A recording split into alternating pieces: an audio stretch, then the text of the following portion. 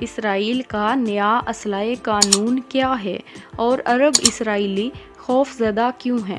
اسرائیل پر Hamas کی جانب سے 7 اکتوبر کے حملے کے بعد اسرائیلی شہریوں کی جانب سے بندوق، پستول اور ریوالور جیسے آتشی اسلحے کے لائسنس کے لیے 1,20,000 سے زیادہ نئی درخواستیں جمع کرائی گئی ہیں۔ یاد رہے کہ حماس کے حملے میں 1400 سے زیادہ اسرائیلی ہلاک ہوئے تھے، جبکہ اسرائیل کے جوابی حملے میں اب تک 8,000 سے زیادہ فلسطینی ہلاک ہو چکے ہیں۔ تاہم اسرائیل میں قانونی طور پر اسلحہ حاصل کرنے اور شوٹنگ رینجز یعنی بندوق چلانے کی مشق کرنے والے مقامات پر غیر معمولی بھیڑ ہے۔ اسرائیلی حکومت نے اسلحہ رکھنے سے متعلقہ قوانین میں نرمی لانے کا اعلان کیا ہے اور کہا ہے کہ ایسے افراد بندوق حاصل کرنے کے اہل ہوں گے جن کا مجرمانہ ریکارڈ نہیں ہے۔ اس قانون کے تحت اب کسی کو 50 سے بڑھا کر 100 گولیاں رکھنے کی بھی اجازت ہوگی۔ یروشلم سے ذرا باہر کیبوتی سے تعلق رکھنے والے 41 سالہ وکیل عمری شنائڈر کہتے ہیں کہ اب چونکہ انہوں نے تمام پابندیاں ہٹا لی ہیں، اس لیے بندوق حاصل کرنا آسان ہو گیا ہے۔ شنائڈر اس فیصلے کے نتائج پر تشویش کا شکار ہیں، لیکن شنائڈر اس فیصلے سے بہت خوش نہیں ہے۔ وہ شہریوں کو ہزاروں ہتھیار دینے کے مضمرات سے پریشان ہیں۔ ان کا کہنا ہے کہ اس کے فائدے تو ہیں، لیکن یقیناً نقصانات بھی ہیں۔ ہم نے دیکھا ہے کہ امریکہ میں کیا ہوا۔ یہ کوئی آسان فیصلہ نہیں تھا، لیکن میرے خیال سے یہ فیصلہ اسرائیل کے لوگوں کو محفوظ محسوس کرانے کی ضرورت کے تحت کیا گیا۔ انتہائی دائیں بازو کے قومی سلامتی کے وزیر ایتامر بن گویر طویل عرصے سے نجی اسلحہ رکھنے کی حمایت کرتے رہے ہیں۔ انہوں نے کہا ہے کہ نئے ہتھیار خاص طور پر ان لوگوں کے لیے ہیں جو غزہ کی سرحد کے قریب یا مخلوط یہودی عرب آبادی والے شہروں میں رہتے ہیں۔ انہوں نے مقامی آبادیوں کے سول سیکیورٹی ٹیمیں بنانے کی ترغیب بھی دی ہے۔ شنائڈر ایک بڑے کیبوتیز یعنی دیہی قصبہ میں رہتے ہیں جہاں 200 خاندان آباد ہیں۔ وہ سویلین ایکشن کے اس خیال کی حمایت کرتے ہیں۔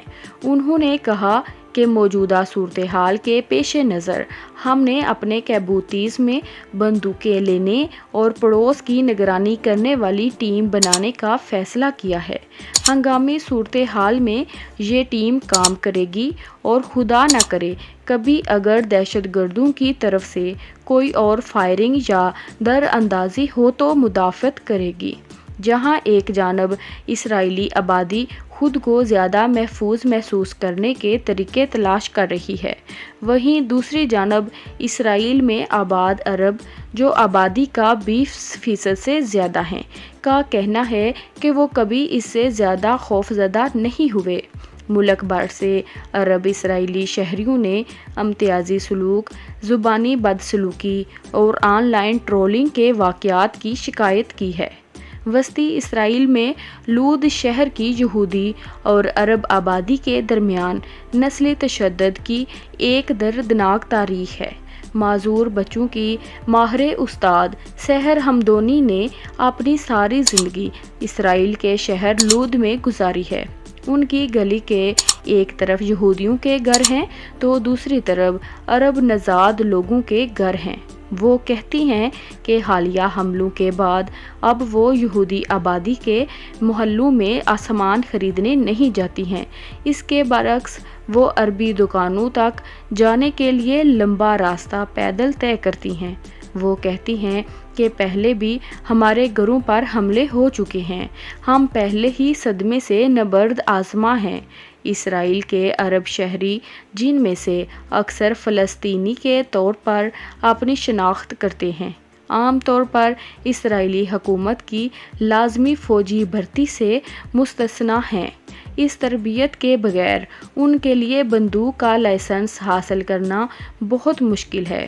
وہ کہتی ہیں کہ مجھے خدشہ ہے کہ جب اسرائیلی دفاع کے اپنے حق کا استعمال کر رہے ہیں، ایسے میں ہماری اور ہمارے بیٹوں کی جان جا سکتی ہے۔ اس لیے نہیں کہ میں نے کچھ غلط کیا ہے، بلکہ اس لیے کہ میں ایک عرب ہوں۔ اگر میرے پڑوس میں یہودیوں کو بندوق حاصل کرنے کا حق ہے تو کیا مجھے یا دونوں فریقوں کو بندوقیں نہیں ملنی چاہیے؟ حماس کے حملے کے بعد سے اسرائیل کے مخلوط آبادی والے شہر، جو کبھی مقامی سیاحوں کے لیے پرکشش مقام ہوا کرتے تھے، ویران ہو چکے ہیں۔ لود ریستوران کے مالک ابو عامر کہتے ہیں کہ میرے 60% سے زیادہ گاہک یہودی تھے، لیکن اب وہ نہیں آتے، کوئی نہیں آتا، کوئی فون نہیں کرتا۔ عرب یہودی محلوں میں جانے سے ڈرتے ہیں اور یہودی عرب علاقوں میں جانے سے ڈرتے ہیں۔ ویڈیو پسند آئی ہے تو لائک کر دیں، اور اگر چینل پر پہلی بار آئے ہیں تو جلدی سے چینل کو سبسکرائب کر دیں۔ ویڈیو دیکھنے کا شکریہ۔